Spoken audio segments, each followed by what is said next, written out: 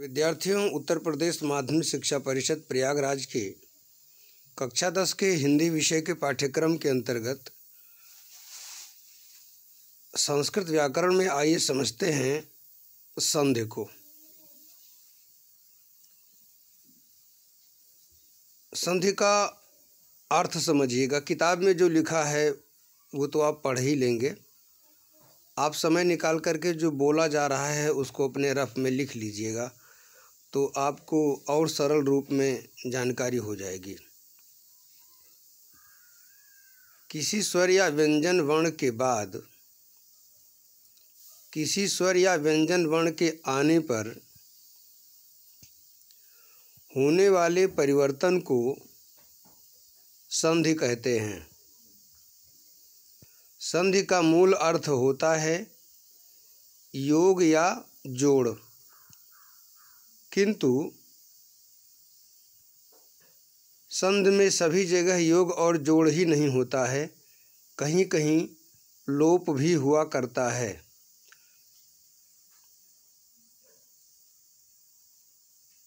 संधि के मुख्य रूप से 3 भेद माने जाते हैं।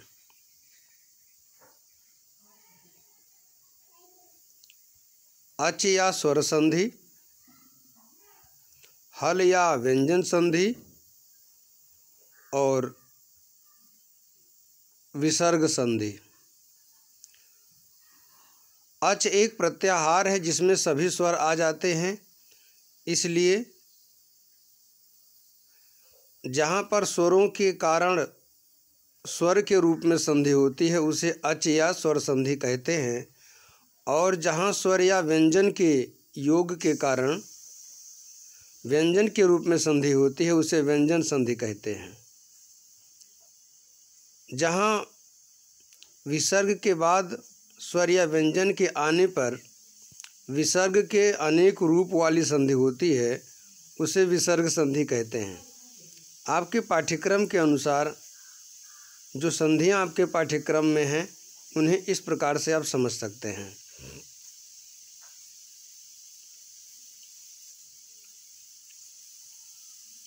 अब देखिएगा, इतने संक्षिप्त रूप हैं जिनको संस्कृत में प्रत्याहार के नाम से जाना जाता है। प्रत्याहार कैसे बनता है, क्या है, ये संस्कृत का अलग विषय है, लेकिन आपको आपका काम जितने से चल जाएगा उतना आप ज़रूर समझ लीजिए। जैसे ऊपर के सूत्र दिए हुए हैं, इन्हें आप समझ सकते हैं, लेकिन उसको जानना बहुत ज़रूरी नहीं है। हिंदी के लिए इतनी गहराई में जाने की ज़रूरत नहीं लगती, और पढ़ लेंगे तो कोई नुकसान नहीं करेगा, लेकिन इतने को आप ज़रूर जानिए। देखिए, यहाँ लिखा हुआ है सूत्रों को समझने की विधि। इसे देखिएगा, यहाँ पर लिखा है सूत्र के प्रथम अक्षर से लेकर उस सूत्र के हलंत अक्षर के मध्य आने वाले सभी स्वरों के समूह को जाना जाता है। तो ये प्रत्याहार बनाने की बात करते हैं, लेकिन आप शॉर्ट में यानी कि संक्षेप में ये समझ लीजिए। अच एक संक्षिप्त रूप है, नाम है प्रत्याहार का। तो अच प्रत्याहार में आपको ये जानना होगा कि जितने स्वर हैं सभी आ जाते हैं। जैसे अ, ई, उ, री, लिरी, ए, ओ, ऐ और औ। ध्यान दीजिएगा, इसमें आ, ई, उ इत्यादि जो लिखे हुए हैं इनमें केवल ह्रस्व दिख रहा है, छोटा आ, छोटी ई इत्यादि देख रहे हैं, लेकिन इस नियम के अनुसार इसके जितने भेद हैं सब माने जाएंगे। मतलब आ से जितने प्रकार के आ हैं सब आप मान लीजिए कि सब इसमें आएंगे। ई के जितने प्रकार के ई हैं वो आएंगे, उ, री इत्यादि भी ऐसे ही समझिएगा। मतलब ये लिखे तो एक ही हैं, लेकिन इनसे इनके सारे भेदों का भी ज्ञान होता है और सारे भेदों का नियम लागू होता है, इसलिए लिखे जितने हैं उससे कहीं ज़्यादा आपको समझना है। इक में देखिए, इक का मतलब है संक्षिप्त रूप यानी एक प्रत्याहार।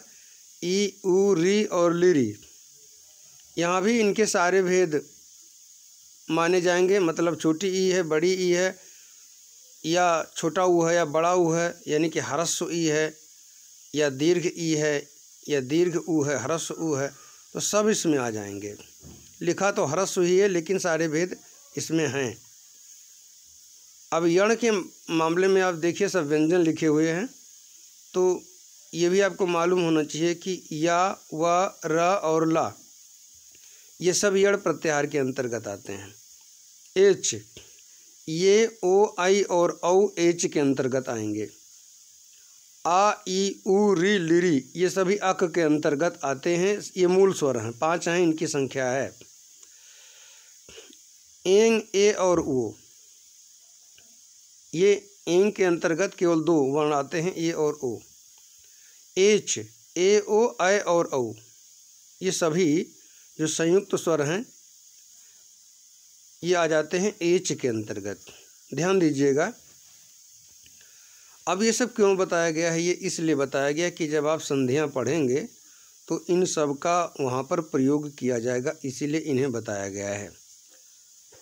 तो देखिए स्वर संधि, अच संधि हमने बताया है, जब स्वर के बाद स्वर आता है और होने वाला जो संधित रूप होता है वो भी स्वर के रूप में होता है, तो वो स्वर संधि कहलाती है।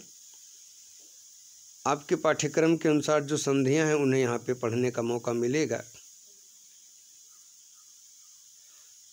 प्रमुख स्वर संधियों का उल्लेख यहाँ किया गया कि कौन कौन से संधियां स्वर संधि में आती हैं, तो देख लीजिए।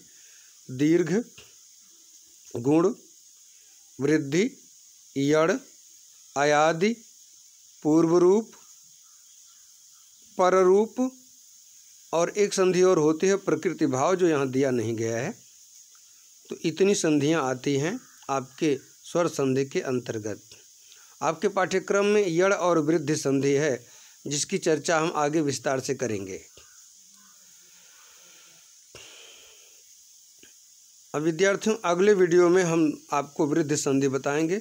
जितना ऊपर बताया जा चुका है उतने को एक बार आप लिख लीजिएगा, समझ लीजिएगा, जिससे कि आपके समझ में सब कुछ आ सके। शुभम भूयात्।